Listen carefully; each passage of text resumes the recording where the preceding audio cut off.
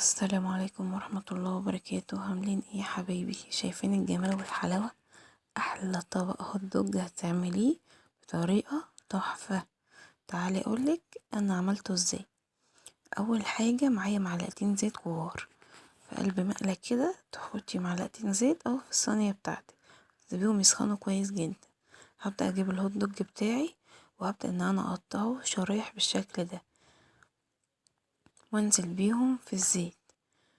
اهم حاجة تكون الصينية بتاعتك واسعة، تاخد الكمية كلها مفرودة بالشكل اللي انتوا شايفينه ده.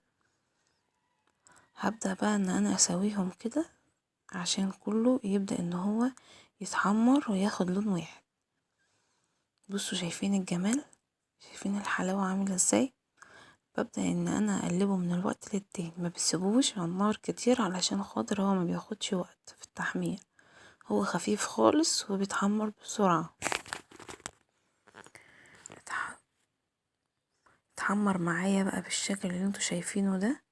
هبدأ ان انا اجيب بصلاية معايا مقطعها شرايح، بصلاية كبيرة هنزل بيها وهبدأ ان انا اديلها تقليبة.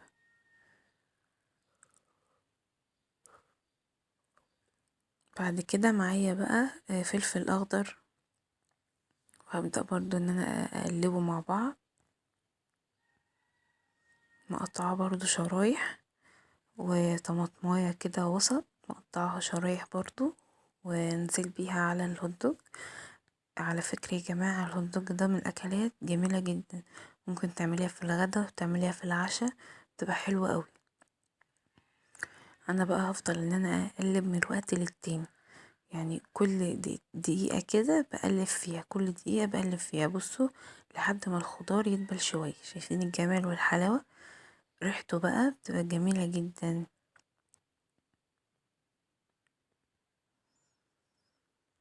بعد بقى ما دبل معايا بالشكل اللي انتوا شايفينه ده، هبدأ ان انا انزل بالبهارات بتاعتي، ملح وفلفل فقط لا غير، هو ما بياخدش غير ملح وفلفل بس. ودوت انا زودت من عندي شوية بهارات مشكلة، يعني ربع معلقة صغيرة من البهارات مشكلة، وهبدأ ان انا اقلبهم مع بعض كلهم كده عشان يختلطوا مع بعض. ده بقى بيخلي طعم الهوت دوج تحفة في حتة تانية. معايا بقى ربع كوباية من الكاتشب، ببدأ ان انا انزل بيهم على الهوت دوج في الاخر خالص، يعني قبل ما هطفي النار، يعني خلاص بقى عارفة ان انا هطفي النار، اروح حاطة ربع كوباية من الكاتشب ومقلباهم بالشكل دوت.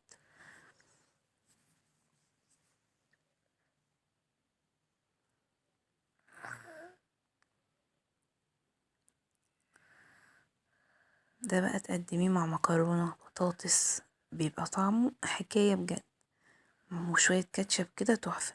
هقدمه بقى بالشكل اللي انتوا شايفينه ده، تحفة. حاجة اسهل من كده مفيش، بسيط جدا وسريع.